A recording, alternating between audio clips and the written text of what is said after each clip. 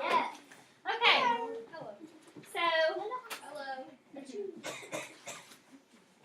before today, we've been looking at how air masses interact with one another, right? Yesterday we focused on fronts where those air masses come together. One is pushing the other, or maybe like in a stationary front, they're equally matched, and we found out what happened at their boundary. Those are called fronts. Well, today we're going to think bigger than that. We're going to think more on a global perspective, and we're going to look at a couple of winds, actually 3 different types of winds that have an effect on weather. And to do that, we're going to start with the trade winds. The trade winds. So on your note sheet, we're under global winds. And I want us to go ahead and do our definition, and then we're going to talk through a couple of keywords there as we're explaining this. All right, so trade winds. They're a band. And would you circle the word band? They're a band, and I'll try to explain a little bit more with that, of warm, circle the word warm, steady winds traveling toward the what? The equator. Very good. Traveling toward the equator. All right, if they're close to the equator, does it surprise you that they're warm? No. No, that ought to make perfect sense, right? And the other thing, when I say the word band, I want you to think of a large, I'm looking for another word besides band. We're talking about a large area. A band compared to something that would be like a focused stream or a belt, near a belt of wind. So this is large, covers large area. Okay? Trade winds are located between 0 and 30 degrees north and south latitude. Between 0 and 30 degrees north and south latitude. Now, I will say this. I know last year in 6th grade, in history, y'all did some stuff with map reading and latitude and longitude. So who remembers what the latitude lines are? Show them to me. Latitude is which way? This way. That's right. They're horizontal. Longitude are Vertical. North and south. See, I use my vocab. Good. Okay. So if we're saying between 0 and 30, what does 0 represent as far as latitude? Equator. Very good. So again, we're already saying these are close to the equator, so that shouldn't surprise us. Between 0 and 30 north, that's above the equator. Between 0 and 30 south, that's below the equator.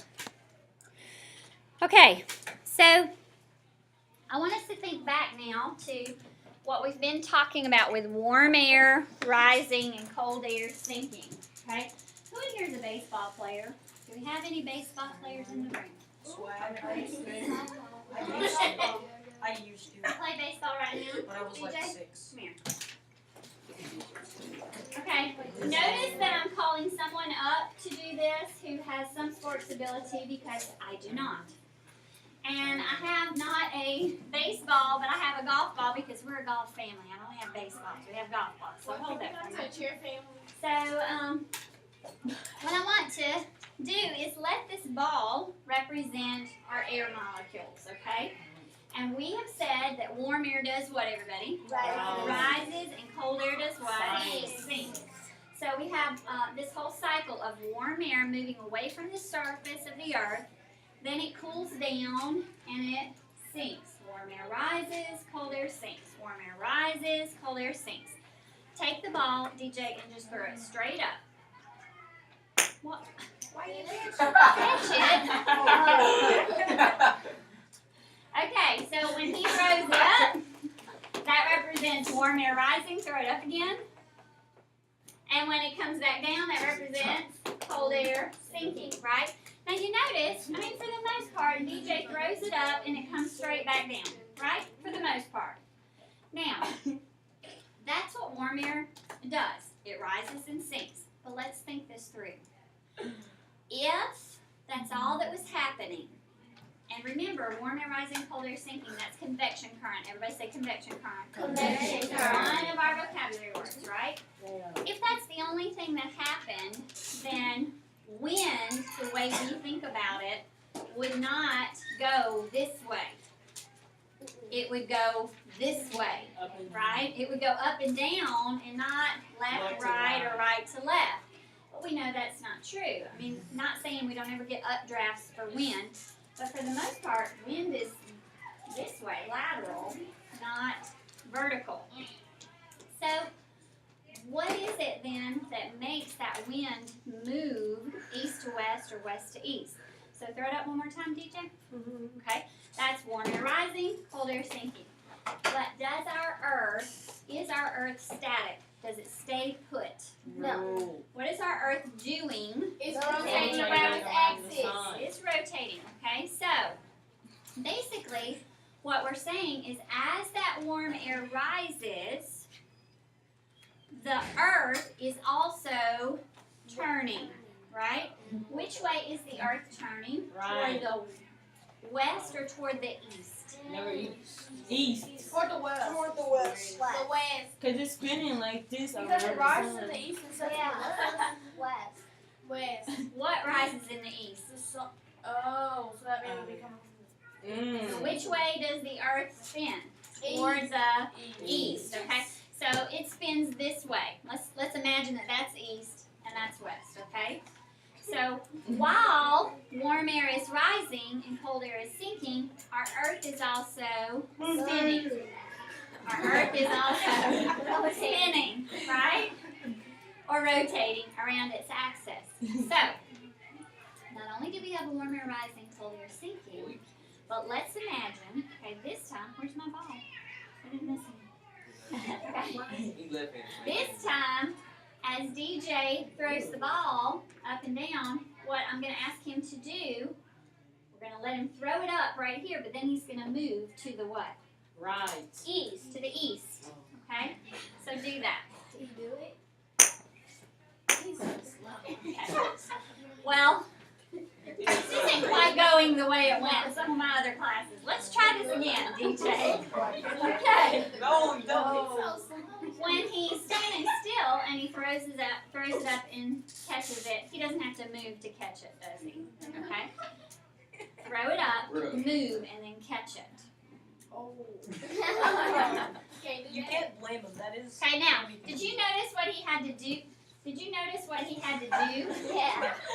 He had to reach his arm out this way, didn't he? Yeah. Why? Because his body had moved, To the east. but had the air move. We were just doing warm air rising, cold air sinking, right?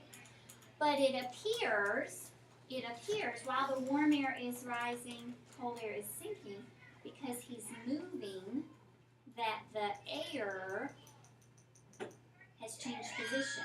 Do you see that? It's no longer with him. Where is it? Away from us. Okay, think directionally. It's now on his west. Does everybody see that? So he's moving, and it looks like the ball is going to the west. Do you see that? Okay. Is it really going to the west? No. What's happening? The earth. He's moving, and the air is shifting position. Does everybody understand what I'm saying? Yes. DJ, you did great. Thank you. Okay, so let's jot down a couple of things. Warm air rising from the equator begins to cool and what? Sink. Okay, and just to kind of finish out our little notes here. And those winds, or the air rather, travels back toward the equator, forming a band that we've talked about being the trade winds.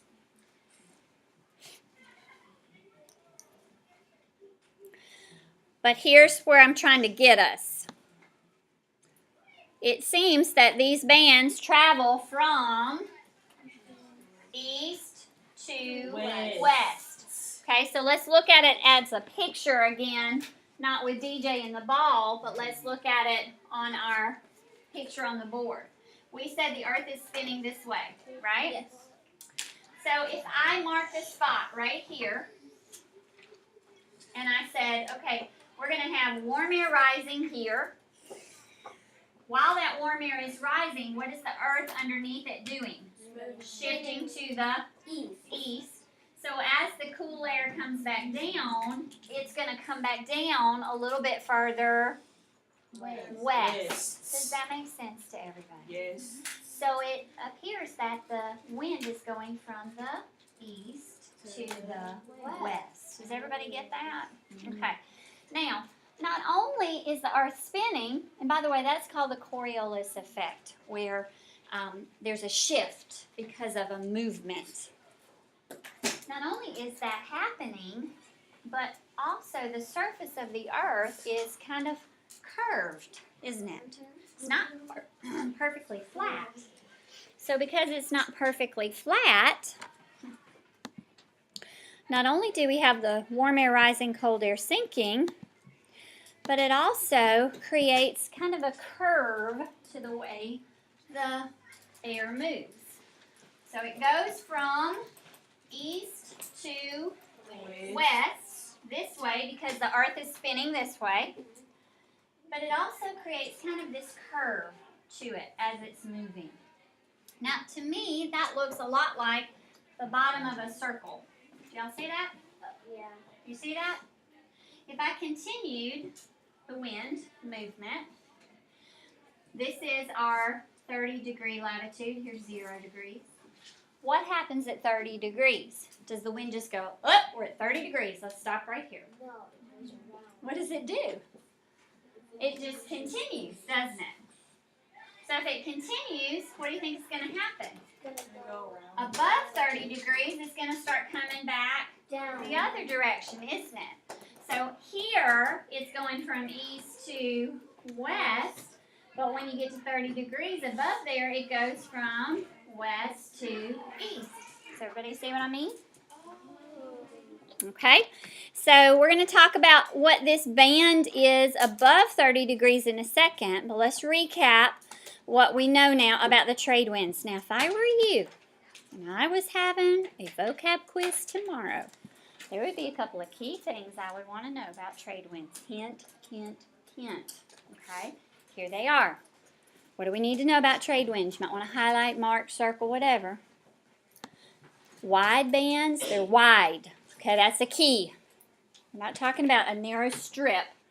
Y'all, we're talking, 0 to 30 degrees. It's like a continent size, right? We're talking big. Between what and what? 0 and 30. They move constantly at a steady speed. Okay, it's almost like a gentle breeze blowing all the time. We went on a cruise for our 25th wedding anniversary, and we went to part of Mexico, and in that area, y'all, there was always a breeze blowing. It was just a gentle breeze. And part of that I know had to do with the ocean, but the other part had to do with we were in the trade winds, and it just blows like that. Steady. And they travel what? East to west. Okay? So now let's talk about what happens right above 30 degrees. We've already said above 30 degrees, the winds are going to shift, change, right? So instead of going from east to west, now they're going to go from west to east. Guess what this band of winds is called? They are called the prevailing westerlies. You were right, Corey. Okay? Now, I will tell you in your notes, there's not blanks for everything I'm going to show you. So what do? Write it down. Thank you. These are a band of steady winds. Y'all, that's just like the trade winds, isn't it? When you think about it, these are just like the trade winds. They're just in a different location and they move in opposite direction. But it's really the same wind, isn't it? Okay. They're located between 30 and 60 north and south latitude.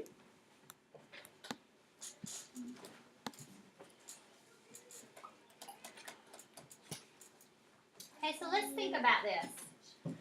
Here is the United States. Okay, here is 30 degrees latitude. Do you see that line? Here's 60. You see that line? Okay, look at where the 30-degree line is. Here's Florida. It runs, and this is not drawn perfectly to scale, but it runs right along the Florida Panhandle, the little bottom part of Florida, and it runs through the top part of Mexico. So where is most of the United States?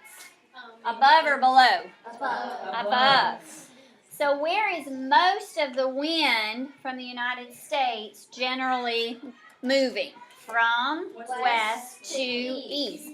Now y'all, when you think about this, weather conditions really move across the United States that way. If you look at the weather tonight and you see what's happening in California, in a few days, what's happening over here is going to move this direction.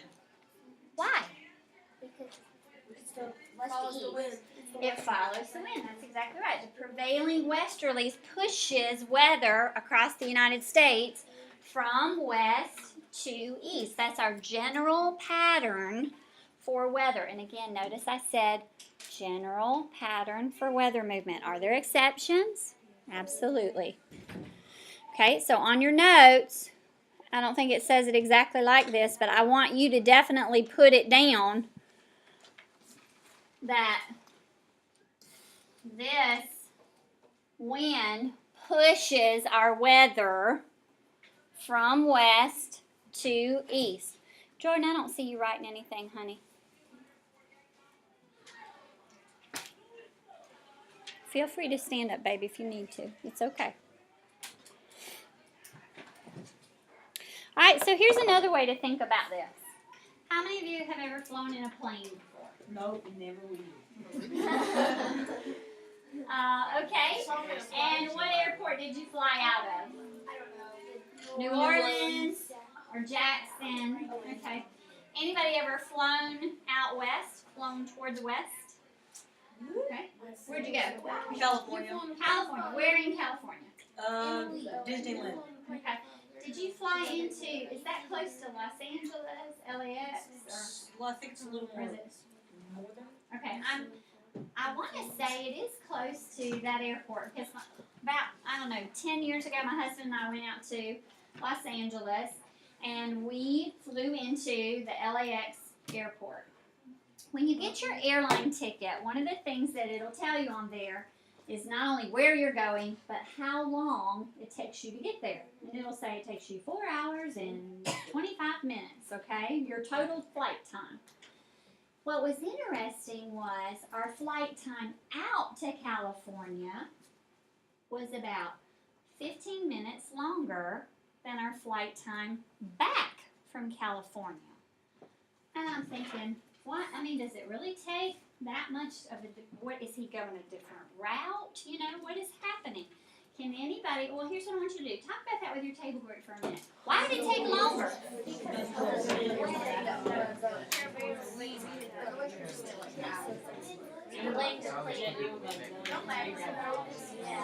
then the other side is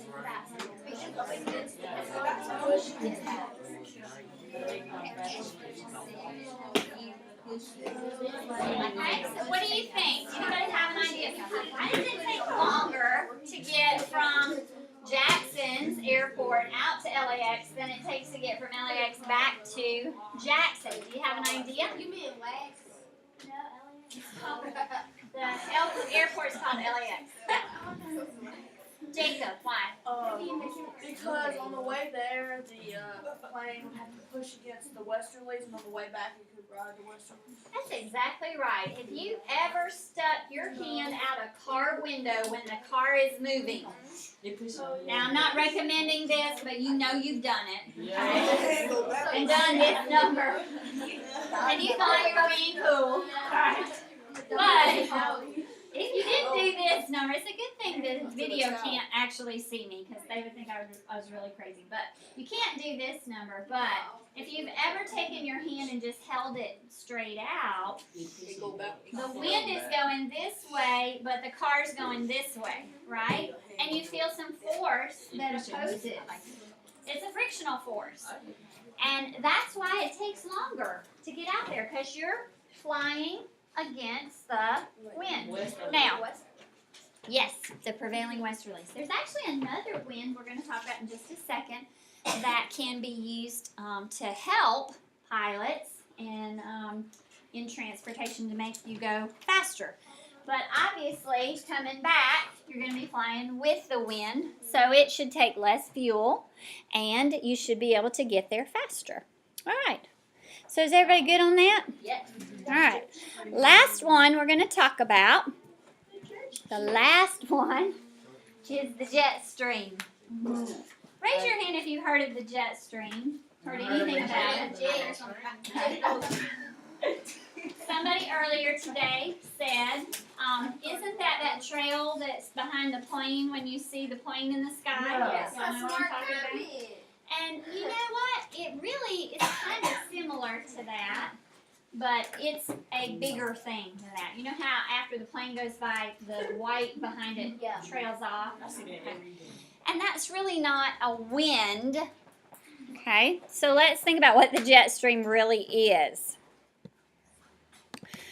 Okay, and we're going to compare as we talk about this to the other winds that we've been talking about. Here's the first thing I want you to know about the jet stream. It's extremely fast. One of the things we said about the trade winds and the prevailing westerlies is that they're just steady, kind of gentle, right? But the jet stream is extremely fast. And it's not a wide band. It's a narrow, and I changed words here to help us differentiate. Narrow belt, okay, of wind. It's almost like, have y'all ever blown through a straw before? Yes. You know how on the other end, if you put your hand on the other end, you can feel it's like focused air? Okay, that's what the jet stream is kind of like. It's focused wind. It's not this gentle, big breeze. It's very focused wind. And it circles, it literally circles the whole earth. If you look at it from a satellite perspective, you can see the jet stream, and it looks like a circle that goes around the planet. Why isn't the Earth capitalized? Yeah. We don't get capitalized the Earth. Because nothing else is capitalized. It's not a proper name. It's not. It is. Okay? It moves from west to east, and when you think about it, y'all, look at where it's located. If it's located between 30 and 60, what else do we know that's located between 30 and 60? Prevailing westerlies, what direction do they move? From west to east. So it makes perfect sense that the jet stream's going that way also, right? The jet stream's not going to go opposite this other big global wind. Okay, but here's really what makes the jet stream. The jet stream is almost like a... I want you to think about what we saw in the tank. I'm going to take the words off for just a second because I want you to think with me before you write. Remember in the tank when we let the two air masses come together? There was that place in the middle that was purple. And that's where all the turbulence took place. That's like the jet stream. It's sandwiched in between two air masses, a hot and a cold air mass. It's that sandwiched place, and there's a lot of turbulence, wind, hence wind, that happens there, okay? But those air masses don't just stay put. They move. They shift. So as those air masses shift, so does the jet stream. It shifts.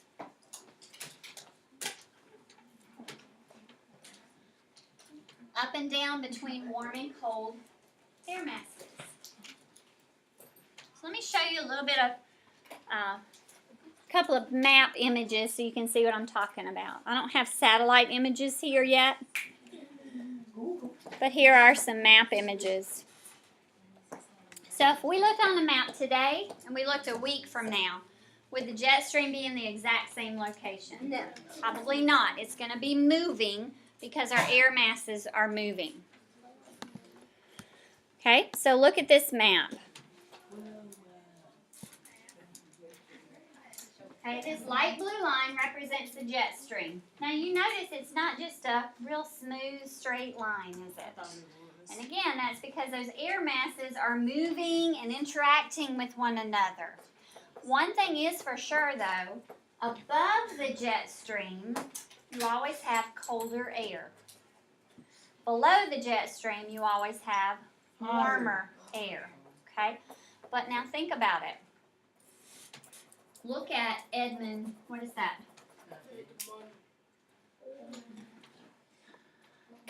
Edmonton, I think is what that is. I'm sorry, y'all. Okay? Look at how far north it is.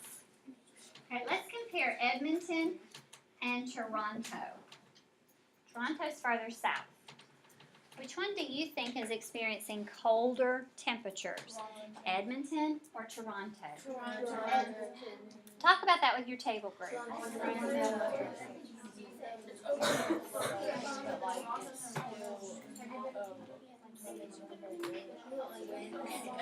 Which one's colder? Seth?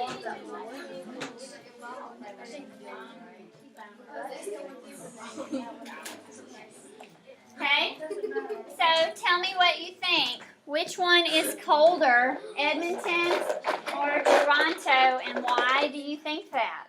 Let's see, Jude. Which is colder?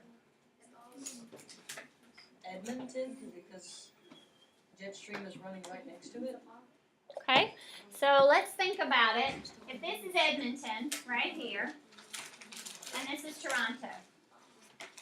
Okay, let's say it's not right on the jet stream.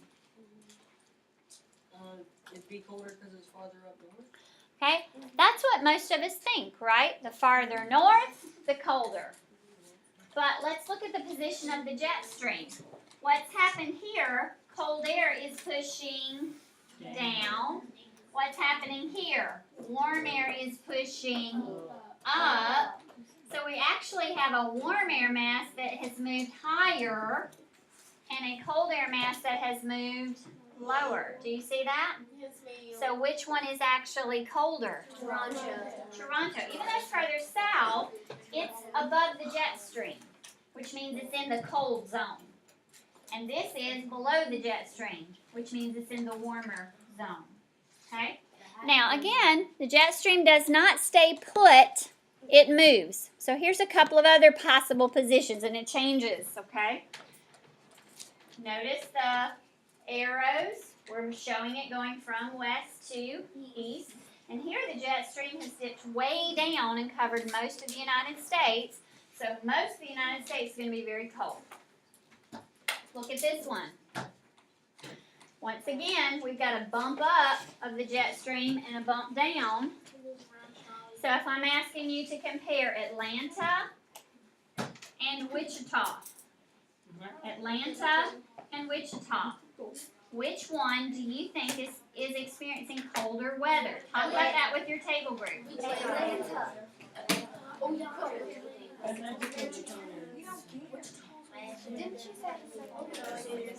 Okay? So what do you think? Which one is experiencing colder weather? Abby. I say Atlanta because the cold is pushing down. That's exactly right. Even though Atlanta is farther south, look at the position of the jet stream. And again, they're even showing you the big word chilly, right? All of this is very cold air coming down. And oftentimes, guys, in Mississippi, we don't get a lot of experience with it because the jet stream doesn't very often dip down into Mississippi. But when it does, it's like Arctic air coming all the way down. And it is bitter cold. That's when the snow comes. And It has, depending on the amount of moisture in the air. Look at these two towns, Wichita and Lexington. They're about the same laterally, aren't they?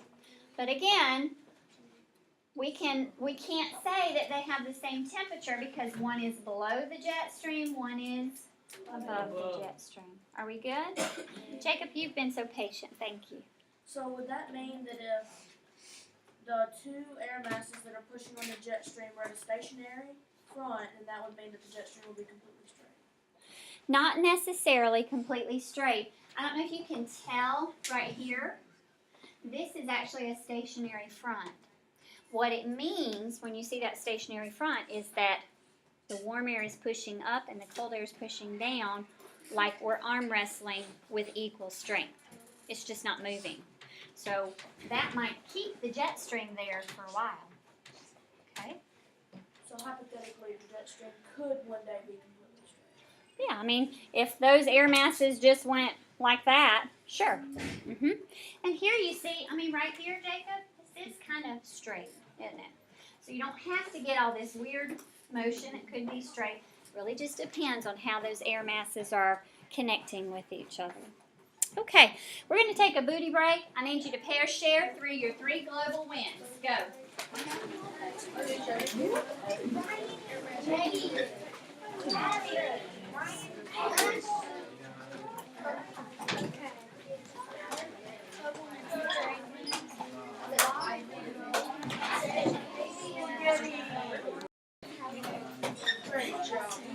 Okay, now that we've had our mental break and we've gotten up and moved around, had blood flowing just a little bit, does anybody have any questions after looking over your stuff? We feel like you've got a basic idea about those 3 winds. Yes. Okay, which one affects the weather in the United States the most? Jet stream. The prevailing westerlies, because it pushes weather across the United States. Can the jet stream have an effect on our weather? Yes. But usually it's the prevailing westerlies that are pushing everything all of the time. Jet stream might affect one part of the country and not the other part. So prevailing westerlies. All right, guys. We're going to switch gears here a little bit, and we've got 2 little things left on our notes, and we are done with our weather notes. So we're going to talk about reading weather maps. There's a couple of things I want to focus on. And then we're going to do a little bit of work together. Okay? How many of you have heard of a math term that starts out the same way this word that I've shown you on the board starts out? Okay, can you tell me, give me your math word that sounds like that, Ryan? Did you change your mind? I think it's like one of the angles. Okay, something to do with angles, maybe. Dylan? Sir? Abby? Isosceles what, everybody? Triangle. Isosceles triangle. What is an isosceles triangle? What is it? Rhea? It's a triangle that has like one angle is like different from the other 2 angles. Give me a definition for it, because usually that's not how we describe it. Meredith? It's a triangle with 2 sides that are the same way. 2 sides that are the same. Does everybody agree with that? Amen. Okay, so when you hear isosceles, I-S-O represents something being the same. Okay, so now look at this word again. Isotherm. Okay, the root of this therm. Think about what that sounds like. Talk about that with your table group. What are words you know that sound like that? Isotherm, thermometer.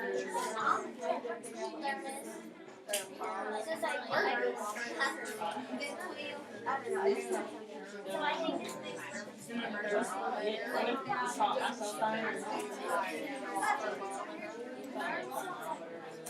Turns.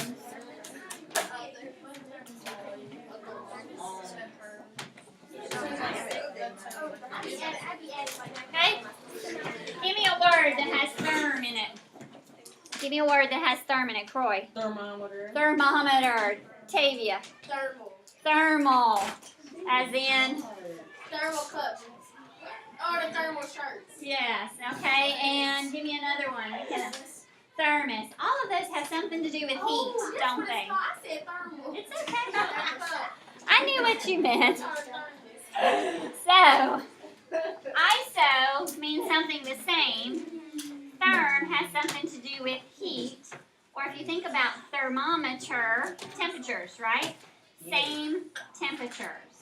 So on a map, when you see lines on a map, and I'm not talking about state lines, but I'm talking about lines that are drawn on a map, lines that connect locations with the same temperature are called isotherms. Everybody say isotherms. Isotherms. Isotherms. They have the same temperature. I'm going to show you an example. And can I just say I'm not wild about this map, so I'm going to show you this map instead. Does that make sense? I just like this one better. Let me make it a little bit bigger.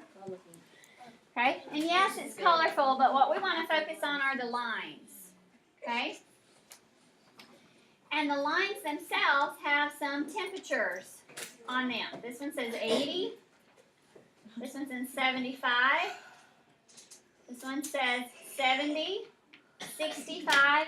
So what that means is all along that line, any location on that line has the same temperature, 80 degrees, 75 degrees, and so forth. What if it's in between lines? It's one, wait.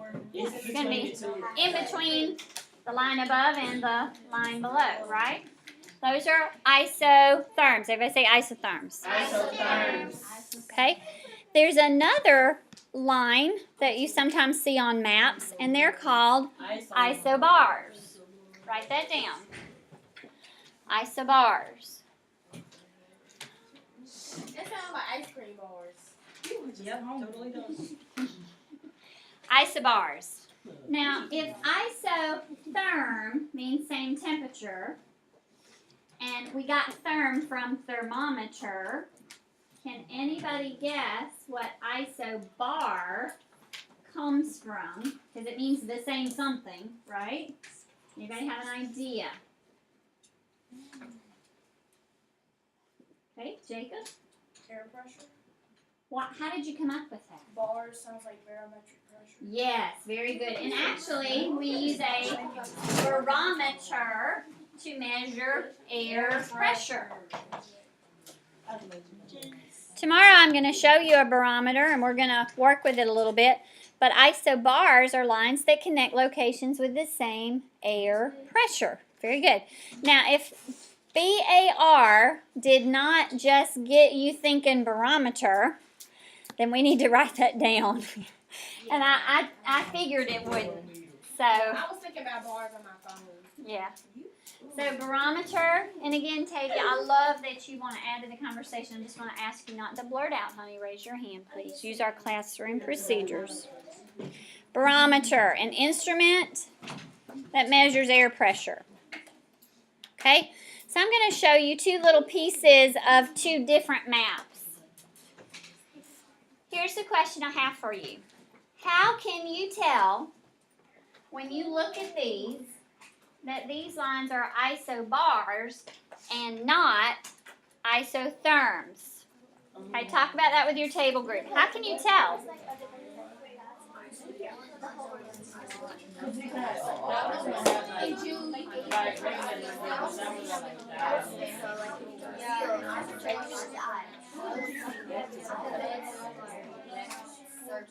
Okay, so there's a very obvious reason that these are isobars and not isotherms. Can anybody tell me what the obvious reason is? DJ.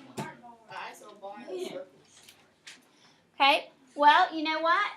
Isotherms can be circular like this too, but there's another very obvious reason why these have to be isobars. Ashley.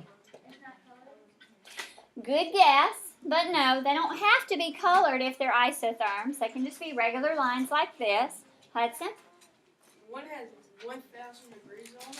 Yeah, 1,000. Are we gonna have earth temperatures that are in the thousands? These are not isotherms. These are isobars. Okay?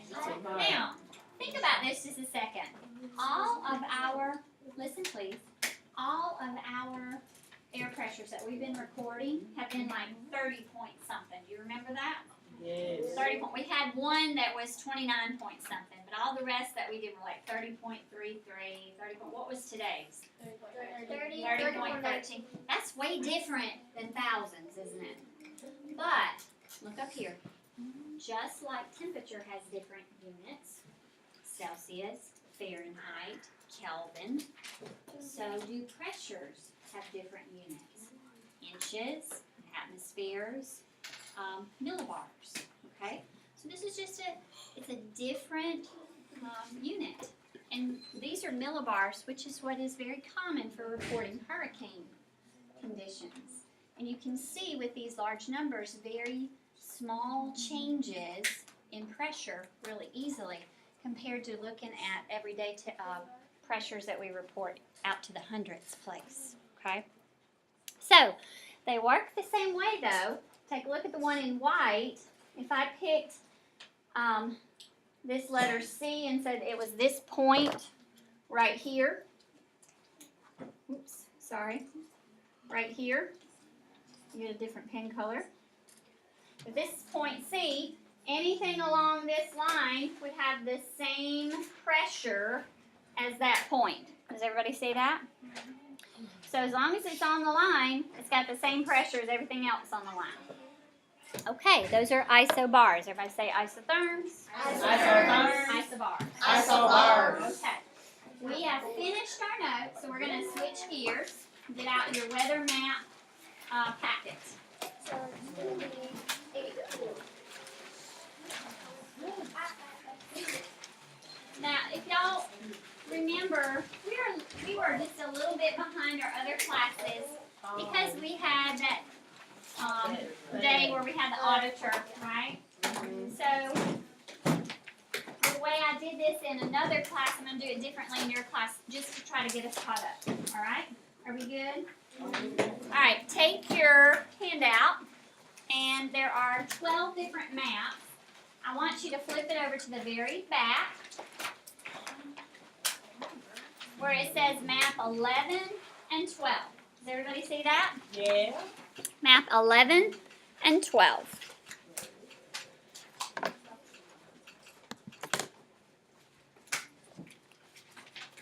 We're going to start on map 12.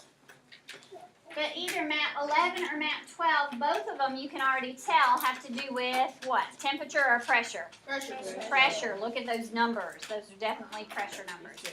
Okay, so do me a favor, circle 12 so all of us are on the same map. Let's look at the instructions.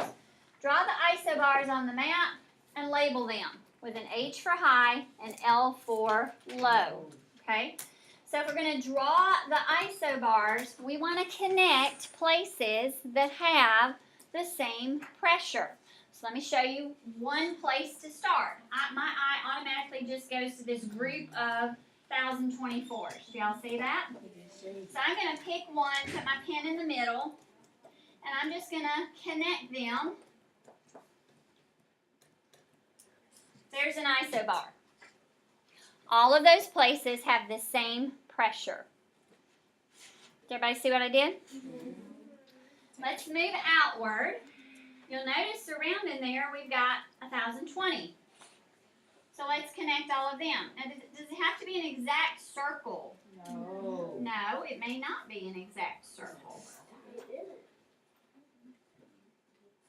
And you can tell mine's not a perfect circle because it's rarely that way. Like a squished donut. Yeah. Okay, let's move over, and I see another spot that's a group. See the 1008s? Let's do those as well. 1008s. Right outside that, what do you see? 1012s. Let's connect those. Uh-oh. I didn't do a good job there. Let me try again. It's not gonna be like boxes or triangles, is it? Oh. And then outside that, I see 1,016. Do y'all see that? Yes. Let's go ahead and do those.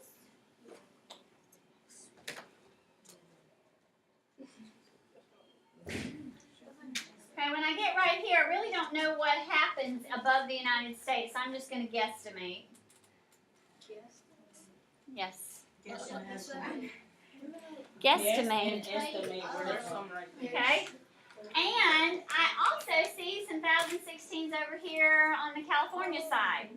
So we need to also, and you'll notice, look at the 1,024 again. Goes 1,024, 1,020, out to 1,016. Do you see that? So let's go ahead and make that connection as well. And again, we don't know exactly what's happening below the United States.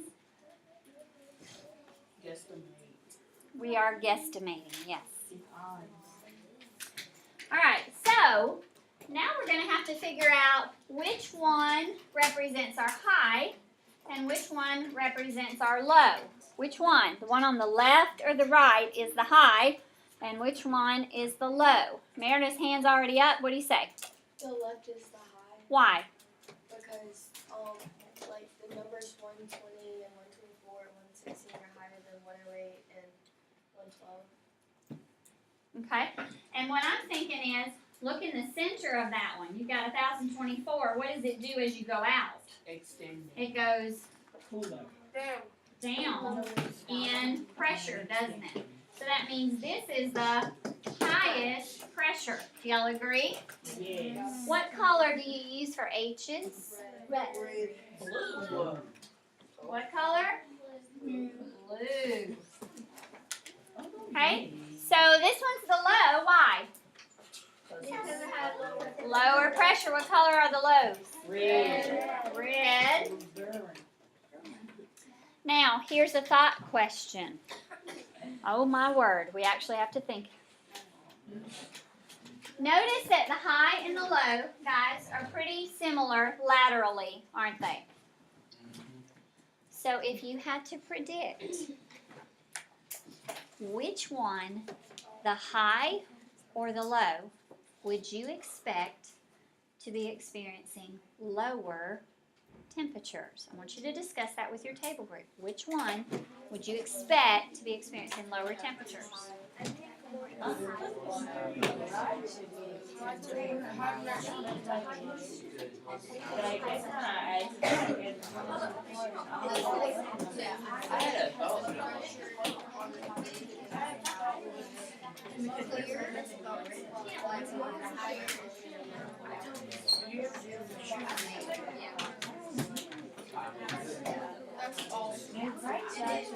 Okay.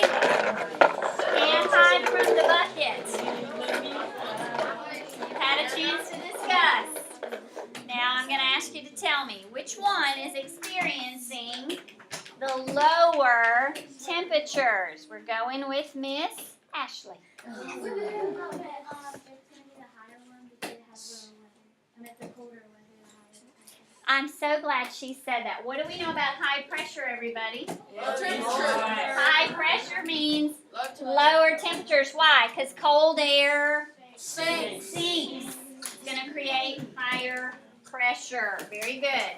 Hey, out to the side. You better write that.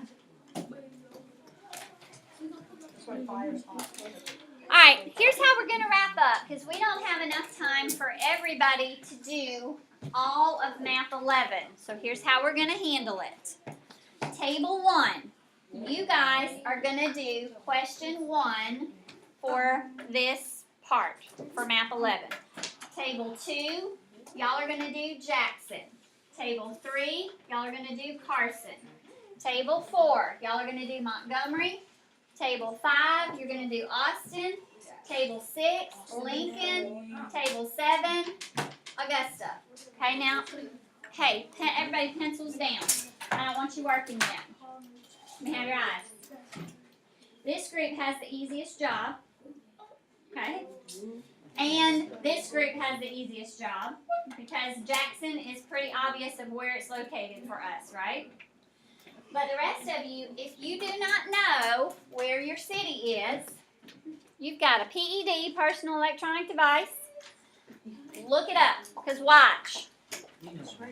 Watch. If I'm doing Austin, Texas, here's the state of Texas. I have 1, 2, 3, 4 isobars running through there. I got to know where Austin is in order to match it up with the right isobar. Does everybody get that? Yeah. Use your personal device. Put a star on your map where your location is, because when I have your report, you're going to have to put it on the board. Pick one person from your group to put your stuff on the board. All right, go. I know what it's